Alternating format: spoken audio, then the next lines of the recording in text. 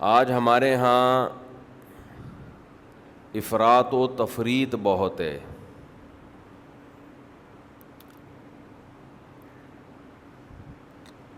بعض لوگ بے تحاشا ہاتھ کھول دیتے ہیں اور بعض لوگ کنجوسی کرتے ہیں، جہاں خرچ کرنا ہے وہاں بھی نہیں کرتے. پھر بعض لوگ یہ سمجھتے ہیں کہ شریعت میں خرچ کرنے کا جو حکم ہے اس کا تعلق صرف مال سے ہے، پیسوں سے ہے. حالانکہ ایسا نہیں ہے. اللہ نے آپ کو جو صلاحیتیں بھی دی ہیں، جو ہنر آپ کے پاس ہے، جو بھی اسکلز آپ کے پاس ہیں، ان کے بارے میں بھی شریعت کا حکم ہے کہ یہ ہنر، یہ صلاحیتیں، یہ مہارتیں آپ نے کہاں اور کتنی خرچ کرنی ہیں.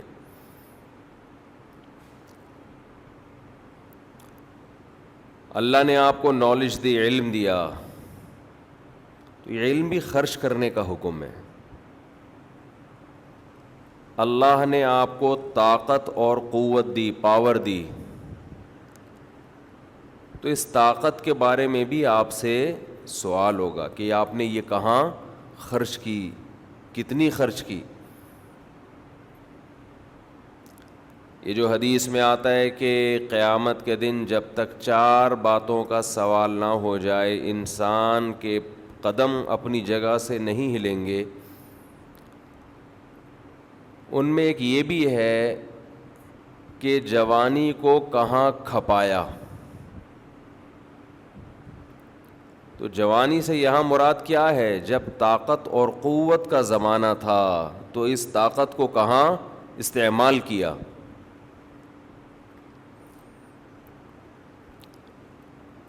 اللہ نے آپ کو دماغ کی بھی ایک طاقت دی ہے، سوچنے کی، ہر انسان کو دی ہے اللہ نے. اس سوچنے کی طاقت کو کہاں کھپانا ہے. یہ نہیں کہ جو مرضی الٹا سیدھا سوچتے چلے جاؤ. لوگ آج سوچ رہے ہوتے ہیں الٹی الٹی چیزیں، فساد. اللہ نے آپ کو علم دیا ہے،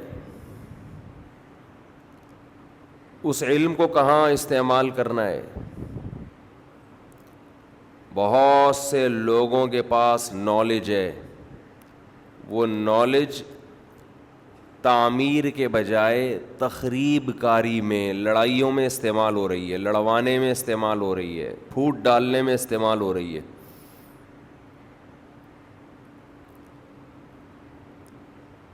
تو پیسہ بھی ایک طاقت ہے، حکومت بھی ایک طاقت ہے. اسلام کا کمال یہ ہے کہ قرآن میں اللہ کہتا ہے وَجَعَلْنَاكُمْ وَكَذَلِكَ جَعَلْنَاكُمْ أُمَّةً وَسَطًا. ہم نے تم کو معتدل امت بنایا ہے، بیلنسڈ معتدل امت. اس کا کیا مطلب ہے؟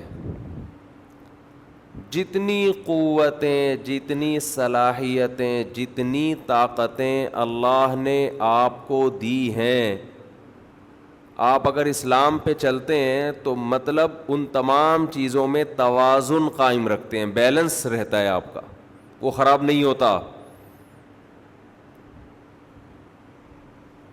غیرت بھی ایک قوت ہے انسان کے اندر، حیا بھی ایک قوت ہے.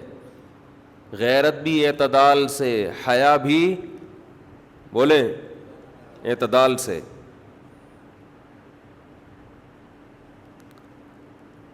ہر چیز میں بیلنس ہے، ہر چیز میں.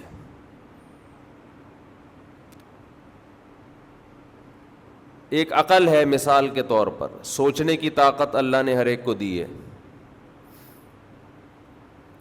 آپ اگر سوچتے ہی نہیں ہیں، بغیر سوچے سمجھے کام کر رہے ہیں، تو یہ بھی اعتدال سے تجاوز. کیوں اللہ نے آپ کو سوچنے کی طاقت دی تھی, آپ وہ استعمال, بولو بھائی, بولنے کی طاقت دی ہے نا, تو وہ بھی تو استعمال کرنی پڑے گی نا. وہ بولنے پر بھی نہیں بول رہے تو اس کا مطلب وہ قوت استعمال ہی نہیں کر رہے آپ. دولہا سے پوچھا جا رہا ہے, قبول ہے, وہ بولتا ہی نہیں آگے سے. اب ہم اس سے پوچھیں کیوں نہیں بول رہا, تو کوئی دوست کہے کہ یہ خاموش مزاج ہیں. تو بھائی بولنے کے موقع پہ تو بولنا پڑے گا نا, اتنی خاموش مزاجی. یہ اس کا مطلب اللہ نے جو بولنے کی طاقت دی ہے وہ آپ استعمال کر ہی نہیں رہے. اور قاضی نے ابھی پوچھا نہیں ہے کہ بولو, پہلے ہی بول رہے قبول ہے, تو یہ بھی بے اعتدالی ہے یا نہیں ہے؟ اس کا مطلب جہاں بولنا نہیں ہے وہاں بولنا, جہاں قاضی نے بولنا ہے پہلے وہاں دولہا پہلے بولنا شروع کر دے. کتنی اچھی مثال سامنے آ گئی, دیکھو دولہا کی مثال, اس سے سب کی سمجھ میں بات آ گئی. بیلنس, اعتدال. بولنا بھی ایک قوت ہے, طاقت ہے, ہر صلاحیت.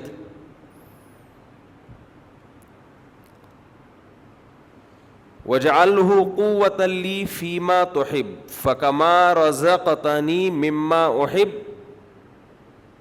فَاجْعَلْهُ قُوَّةً لِّي فِيمَا تُحِبُّ وَمَا زَوَيْتَ عَنِّي مِمَّا أُحِبُّ فَاجْعَلْهُ فَرَاغًا لِّي فِيمَا تُحِبُّ.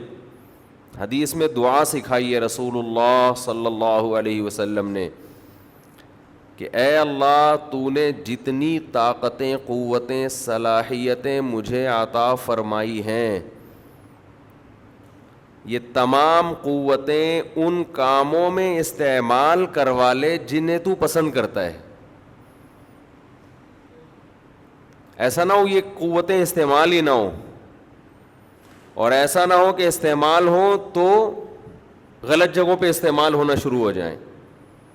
تو یہ تمام قوتیں ایسی جگہ استعمال کروا لے جہاں تو چاہتا ہے کہ استعمال ہو. تو جہاں چاہتا ہے نا استعمال ہو وہاں یہ ہو جائے استعمال. وَمَا زَوَيْتَ عَنِّي مِمَّا أُحِبُّ, اور جو صلاحیتیں تو نے مجھے نہیں دی یا جو نعمتیں تو نے مجھے نہیں دی, ان نعمتوں کا نہ ملنا یہ فراغت کا سبب بنا دے ایسی چیزوں میں جن سے تو خوش ہوتا ہے. بھائی دو ہی چیزیں ہوتی ہیں, یا تو آپ کی مرضی کی چاہتیں آپ کو ملی ہوں یا نہ ملی ہوں.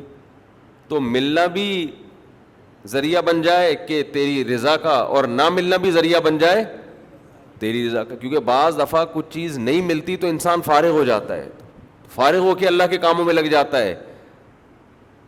بعض دفعہ کوئی نعمت ملتی ہے تو خطرہ ہوتا ہے کہ یہ نعمت اس کو اللہ سے دور کر دے گی. تو مقصد کیا ہے, بس اللہ ہی کے کاموں میں لگ جائے کسی طریقے سے, ہدف ہی یہی ہے. آج قوتوں اور طاقتوں کو مقصد بنایا ہوا ہے, صلاحیتوں کو مقصد بنایا ہوا ہے.